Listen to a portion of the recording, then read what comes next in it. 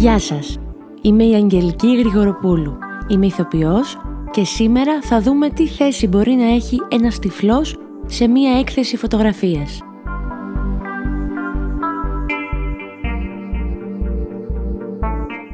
Είμαι ο Βαγγέλης Αυγουλάς. Γεννήθηκα τυφλός, δεν έχω δει ποτέ τα χρώματα, τον εαυτό μου στον καθρέφτη, τα πρόσωπα των αγαπημένων μου. Δεν μπορούσα να φανταστώ λοιπόν ότι κάποια στιγμή θα πηγαίνω σε έκθεση φωτογραφίας. Ένας τυφλός σε έκθεση φωτογραφίας. Και όχι απλά θα πηγαίνω, αλλά θα ακούω με λεπτομέρειες τι δείχνει κάθε πίνακας, κάθε φωτογραφία, κάθε τι που είναι γύρω μου και δεν μπορώ να το δω. Ο Βαγγέλης, όπως πάντα, έφτασε πρώτος. Έτσι, ανυπόμονος, μπήκε στην είσοδο, όπου τον υποδέχθηκε ένα άτομο από τον εθελοντισμό του Athens Pride. Με ρώτησε, εξήγησα τι χρειάζομαι και μαζί φτάσαμε στο χώρο της έκθεσης. Όσο περίμενα, το αποφάσισα. Θα έκανα εγώ τον ξεναγό σε εκείνη τη βόλτα μας. Οπότε, σκάναρα με το κινητό μου κάποιες πληροφορίες, τις άκουσα. Συντελεία 3-3 όλα τα δέντρα του κήπου. Άνοιγμα εισαγωγικών, ήθελα να δοκιμάσω όλα τα φρούτα από όλα τα δέντρα του κήπου του κόσμου. Και πραγματικά έτσι βγήκα και έτσι έζησα. Έμαθα τα περισσότερα απ' έξω και την περίμενα για να την εντυπωσιάσω.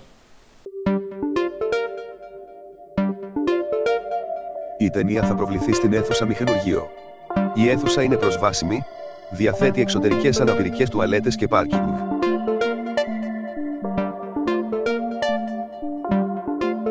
Color Revolution. Παραδοσιακή αντρική φορεσιά στα χρώματα του ΛΟΑΤ και ουράνιου τόξου. Λοιπόν, Αγγελική, μην τα βλέπεις όλα, θα σου πω εγώ τι δείχνει. Ωραία, εδώ είναι έτσι. Εδώ λοιπόν είναι μια αντρική φορεσιά, έτσι, ο τσολιάς, παραδοσιακή φουστανέλα, χρυσοπίκυλτο γυλαίκο και είναι και τα τσαρούχια κάτω, τα οποία όλα είναι στα χρώματα του ουράνιο τόξο, μου λέει εδώ, κόκκινο, κίτρινο, μπλε, πράσινο, μοβ και πορτοκαλί. Εγώ είμαι η Κερασία Μιχαλοπούλου, είμαι ακουστική περιγραφέας και υποτιτλίστρια για κοφούς και βαρύκοους.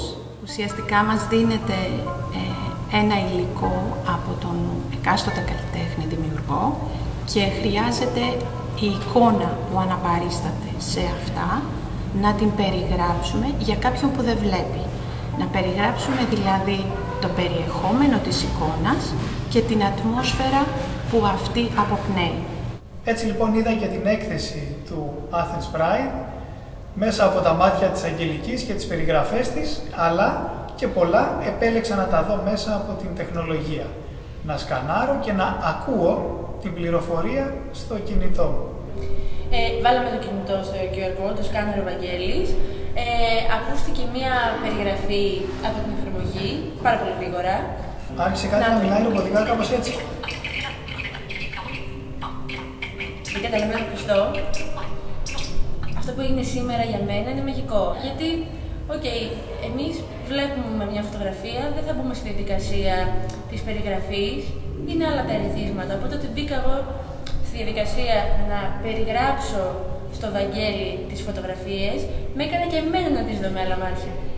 Πάντα η ανθρώπινη περιγραφή, το ηχόχρωμα, η σειρά που επιλέγει το άτομο που σε συνοδεύει να σου μεταφέρει κάποιες λεπτομέρειες είναι πολύ πιο σημαντικά για μας. Επικοινωνία.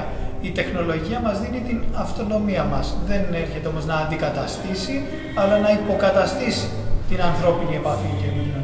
Στη φωτογραφία υπάρχει ένα αγόρι που κάθεται πάνω σε έναν ψηλό αρχαιοελληνικό κύωνα, ενώ παράλληλα κουμπάει το πόδι του σε έναν άλλο κύωνα που είναι πεσμένος κάτω στο πάτο. Ένιωσα φιλικά από την αρχή μέχρι το τέλος. Το κλειδί όμως είναι η επικοινωνία. Να με ρωτάς κάθε φορά πώς μπορείς να με βοηθήσεις, τι χρειάζομαι, να σου ζητάω εγώ αυτό που πραγματικά με κάνει να νιώθω άνετα και να το βρίσκουμε κάπου στη μέση. Επικοινωνώντας, σπάζοντας τον πάγο και χτίζοντας μια σχέση που ήρθε για να μείνει. Τι θα ήθελες να πετύχεις μέσα από τη δουλειά σου, ποιος είναι ο στόχος σου? Είναι κοινός με το στόχο και του Athens Pride.